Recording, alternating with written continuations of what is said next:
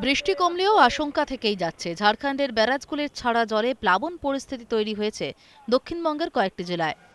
ঝাড়খণ্ডে তেনুঘাট, কোনার সহ ব্যারাজগুলি থেকে জল ছাড়া হচ্ছে।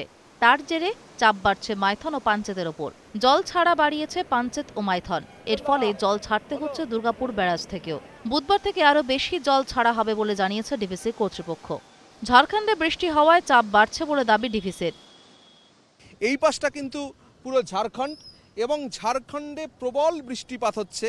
সেই কারণেই কিন্তু এই প্রচুর জল এই ডিভিসি কর্তৃপক্ষ ছাড়তে বাধ্য হচ্ছে এমন তারা বলছে। এই ব্যারেজ দিয়েই কিন্তু জল ছাড়া হচ্ছে, যে জল ক্রমশ ঢুকে পড়ছে বাংলার বিভিন্ন জেলায়। দুর্গাপুর ব্যারাজ থেকেও রেকর্ড পরিমাণ জল ছাড়ায় বাড়ছে দামোদরের জলস্তর। নতুন করে জলমগ্ন পূর্ব বর্ধমানের বহু এলাকা।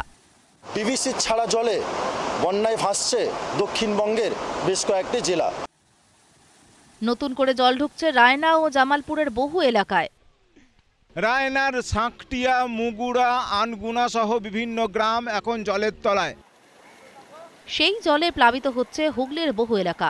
জল ঢুকছে আরামবাগ, খানাকুলের বহু এলাকায়। জলমগ্ন হয়েছে জাঙ্গিপাড়ার বহু এলাকাও। ডিভিসির ছাড়া জলে ইতিমধ্যেই পরিস্থিতি ঘোরালো শুরু করেছে হাওড়ার উদয়নারায়ণপুরে। জল ঢুকছে হাওড়ার উদয়নারায়ণপুরে। দামোদরের জলে প্লাবিত আমতার বহু গ্রাম। শুধু উদয়নারায়ণপুর নয়, ধীরে ধীরে আমতা 1 এবং আমতা 2 নম্বর ব্লকেও কিন্তু জল ঢুকতে শুরু করেছে। দুর্গাপুর ব্যারাজের ছাড়া জলে প্লাবিত বাঁকুড়ার বড়জোড়া, পাত্রসায়র, সোনামুখী। মাইথন ব্যারাজের ছাড়া জলে প্লাবিত হচ্ছে মেজিয়ার কিছু এলাকাও। তিলপাড়া জলাধার যদি জল ছাড়ে তাহলে কিন্তু বীরভূম সহ মুর্শিদাবাদের একটা অংশ প্লাবিত হওয়ার আশঙ্কা থেকেই যাচ্ছে।